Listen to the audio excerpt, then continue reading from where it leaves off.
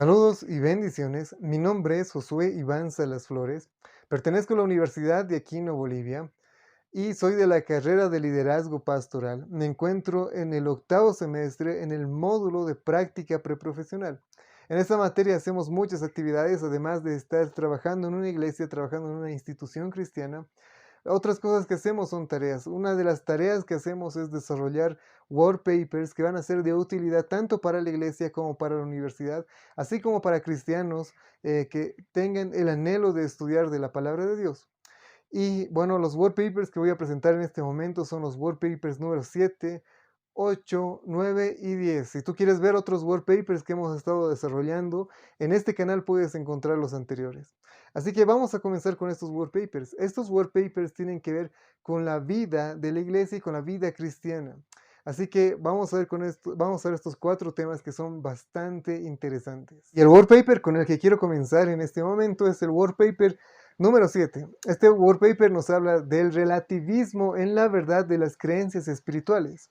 Y es que el día de hoy podemos ver el crecimiento de muchas creencias espirituales, tanto como el esoterismo, así como la creencia en la astrología, la brujería, y bueno, muchas más, muchas creencias espirituales que están empezando a surgir. El budismo, por ejemplo, se está expandiendo cada vez más.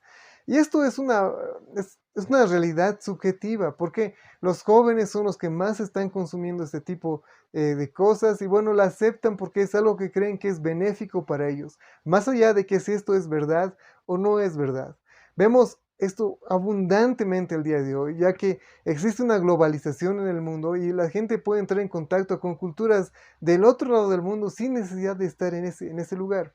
Además de que tenemos la influencia de bastantes personas en redes sociales, tanto como Facebook, YouTube e Instagram, que las promueven. De manera que vemos bastantes jóvenes que han sido influenciados por esto, tomando en cuenta que en este momento nos encontramos en una época eh, postmoderna, ¿no?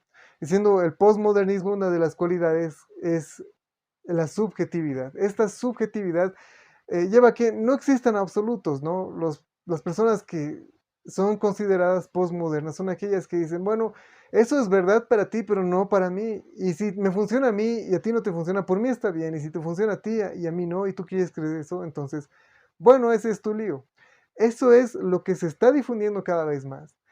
Siendo esto tan grande, el cristianismo también se está viendo afectado por este tipo de cosas. La iglesia cristiana está entrando en un tiempo en el que va a tener que aprender acerca de estas cosas, o bien se va a moldar a la cultura, o bien se va a aferrar a las escrituras y la verdad de Dios. A diferencia de esas creencias espirituales, el cristianismo tiene fuertes raíces en la verdad histórica y en la verdad teológica de las escrituras. Nosotros no creemos que algo es bueno solo porque nos haga bien. El cristiano no cree eso. Lo que el cristiano afirma es que algo es bueno porque Dios afirma que eso es bueno. El cristiano afirma acerca de la resurrección de Jesús porque es un evento que es históricamente comprobable, algo que realmente ha pasado. De manera que el cristianismo no es una fe subjetiva, sino que es una fe que se basa en la historia, se basa en hechos verídicos, está fundamentada en la verdad y esto es contrario a lo que el mundo el día de hoy está ofreciendo. Entonces, en este work paper yo propongo una respuesta a lo que el mundo está ofreciendo. Y esto podemos verlo, por ejemplo, en el Evangelio de Lucas.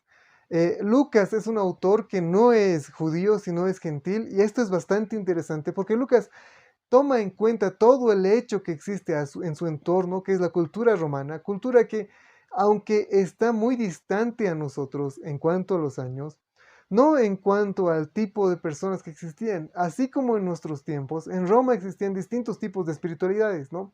Porque Roma era un imperio que no solo conquistaba a otros pequeños imperios, sino que absorbía su cultura, asumía sus dioses, y estos dioses eran, bueno, adorados por los romanos. Y en ese tiempo, así como en este tiempo, existían muchas creencias espirituales, muchos dioses, existían muchos dioses. Y el cristianismo nace en ese lugar. Y en ese lugar es donde encuentra tal vez su mayor crecimiento, porque llega a conquistar todo el imperio romano. La manera en la que lo hace es de la siguiente forma. aferrándose a la verdad histórica del Evangelio, aferrándose a la verdad teológica que se encuentra en las Escrituras y no yéndose hacia el subjetivismo.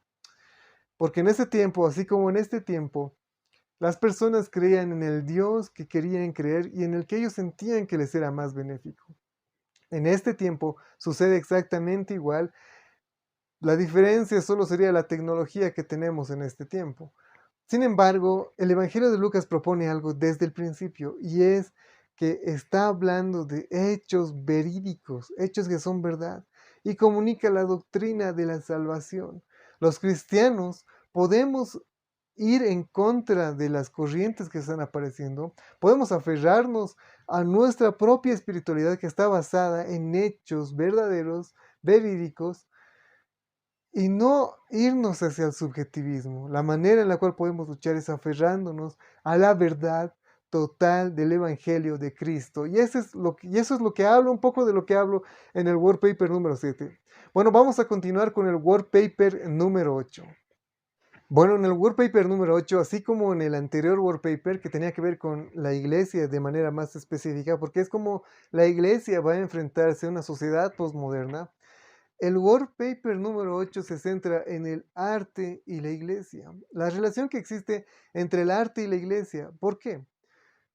Tenemos un problema igual en la sociedad contemporánea, es que tiene cierta relatividad con el arte. Definir arte es bastante difícil en el día de hoy porque arte puede ser algo que le guste a una persona, pero a otra no. ¿Cómo es que la Biblia toca este asunto del arte? ¿Y cómo es que los cristianos dentro de la iglesia eh, deberíamos ver al arte? ¿Deberíamos verlo como algo que es malo, es algo que es satánico, o es algo que podemos asumirlo, deberíamos adoptarlo dentro de nuestras iglesias? ¿Cómo es que debemos relacionarnos con el arte? Y lo cierto es esto, que la historia nos enseña que el arte no está apartado del cristianismo. Es más, el cristianismo en todo su desarrollo ha tenido bastante contacto con el arte. El cristianismo mismo ha desarrollado el arte en gran medida. Podemos citar, por ejemplo, en el tiempo antes de que el cristianismo deje de ser perseguido, el arte que se considera paleocristiano. Este arte era arte que se hacía en las catacumbas, se hacía en cuevas, que los cristianos pintaban ciertos eventos del Evangelio, por ejemplo, como el bautizo de Jesús por Juan el Bautista, el descenso del Espíritu Santo como paloma, el nacimiento de Jesús, ciertas cosas que han sido pintadas en paredes que se lo considera arte paleocristiano, ¿no? Tal vez alguno de ustedes ha visto el pescadito, el logo del pescadito, el logo de un ancla, todos estos símbolos cristianos. Pero de alguna forma esto llega a ser arte. Podemos ver también arte en la Biblia. ¿Será que Dios está a favor del arte? Lo cierto es que Dios mismo es la definición de arte. Dios, es más, lo que hace Dios es la definición de arte. Dios es nuestro parámetro en casi, bueno, Dios es nuestro parámetro en cada esfera de nuestras vidas. Y en una esfera es el arte, ¿no? Todo lo que sea bueno, todo lo que sea hermoso, es lo que Dios dice que es hermoso. De manera que Dios sería el mayor artista que ha existido en el universo. Dios es el creador de los cielos y la tierra. Todo es una obra de arte. El cuerpo humano, los animales, las plantas, todo es una obra de arte hecha por Dios. Tomando ese ejemplo, podemos decir que el arte no es algo que es satánico, sino que es algo que Dios mismo ha hecho desde el principio de la creación. Sin embargo, no debemos ir a extremos, porque así como hemos hablado del arte paleocristiano, que se empezaba a narrar ciertas cosas del Evangelio, este arte ha ido desarrollándose y luego de que todo Roma se convierte al cristianismo, este arte se convierte en arte idolátrico. Es decir, que el objetivo ya no solo era enseñar a aquellos que no podían leer el Evangelio por medio del arte, sino que el arte se convierte en algo malo, algo que se utilizaba para la veneración. Por ejemplo, podemos ver estatuas de vírgenes, de santos, a los que ya no se les rendía cierta enseñanza, ya no se hablaba de enseñanza acerca de ellos, sino que se los adoraba, llegaba a venerárselos a tal nivel de que la iglesia no sabía en qué es lo que iban a hacer y aparecen los iconoclastas que eran los que iban a destruir esas imágenes y estaban en oposición con todo lo que tenga que ver con el arte. Y bueno, así es como se desarrolla el catolicismo, ¿no? Y empieza a asumir ciertas obras de arte dentro de sus iglesias. Luego del catolicismo aparece la Reforma Protestante, que así como esto, y aparece el Renacimiento, casi a la par. La Reforma Protestante lo que hace no es desechar todo tipo de arte, sino lo que hace es ver que el arte puede ser beneficioso para el Evangelio y puede ser un modo también de glorificar a Dios. Tenemos a Johann Sebastian Bach, que es un músico del tiempo de la Reforma, un poquito después, que compone himnos que son cantados en la iglesia el día de hoy. El mismo Martín Lutero era un hombre que le encantaba el arte, ¿no? Le encantaba la música. Él mismo era músico, le encantaba componer himnos. Tenemos a Lucas Cranach, que es un artista protestante, es un artista protestante. Entonces, el arte no ha estado apartado del lado protestante del cristianismo. Es más, el día de hoy podríamos utilizar arte porque Dios es artista. Sin embargo, deberíamos hacerlo no para veneración, aunque existe un riesgo bastante alto, sino para glorificar al mayor artista de este universo, que es Dios mismo. Bueno, esto es un poco de lo que toco en el Wordpaper número 8 y quiero presentarte el próximo Wordpaper, el Wordpaper número 9. Vamos con ese Wordpaper. Bueno, después de haber hablado de algo que es de esos dos temas que son las creencias relativas en cuanto a la verdad y el arte dentro de la iglesia, en este wallpaper, en el wallpaper número 9, vamos a hablar acerca de la cena del Señor. Podríamos tocar dos sacramentos que son aceptados por la iglesia protestante, que son el bautizo y la cena del Señor, que son dos ordenanzas que el Señor mismo nos ha dado. Sin embargo, en este wallpaper me centro solo en una, que es la cena del Señor, aunque también vamos a tocar un poco acerca del bautizo. Bueno, podemos ver esto desde el principio, ¿no? Podemos ver en el Antiguo Testamento que existen ciertas ordenanzas que el Señor le da al pueblo de Israel para conmemorar ciertos eventos especiales. Por ejemplo, tenemos la Pascua. La Pascua iba a ser un momento histórico en el que se iba a recordar la salvación que el pueblo de Israel ha tenido de Egipto. Cómo es que Dios los ha sacado de ahí. Y lo que ellos tenían que hacer era comer un corderito y no dejar absolutamente nada. Tenían que festejar ese día recordando lo que Dios había hecho por ellos en Egipto. Otro ejemplo que tenemos de alguna manera de sacramento en el Antiguo Testamento es la circuncisión. La circuncisión podría ser algo así como un rito de iniciación para aquellos varones que estén ingresando al judaísmo. Estos varones eran circuncidados al octavo día de nacer. En el caso de que sean judíos, cuando se trataba de alguien que es gentil y que está ingresando al pueblo de Israel, era circuncidado cuando ya es adulto. Bueno, estos dos sirven de tipos para algo que iba a venir en el Nuevo Testamento. En el Nuevo Testamento, el Señor Jesús establece dos tipos de sacramentos, que serían la cena del Señor y el bautizo. El bautizo lo establece con el objetivo de conmemorar algo que Él había hecho por nosotros, identificarnos con Él en las aguas, en esa muerte que Él ha tenido en la cruz. Nosotros nos identificamos con Él.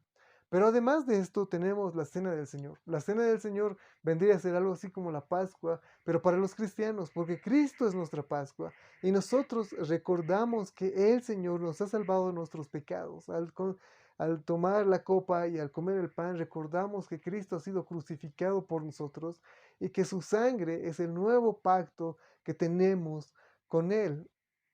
Esto es importante, la iglesia debería practicarlo. Sin embargo, en este wallpaper voy a tocar cuántas veces se practicaba, las diferentes posturas que hay, porque no todos consideran lo mismo. Por ejemplo, la iglesia católica considera la eh, la transubstanciación, que es cuando el pan se convierte en el cuerpo verdadero de Cristo y el vino se convierte en la sangre verdadera de Cristo. Esto es el milagro de la transubstanciación que cree la Iglesia Católica.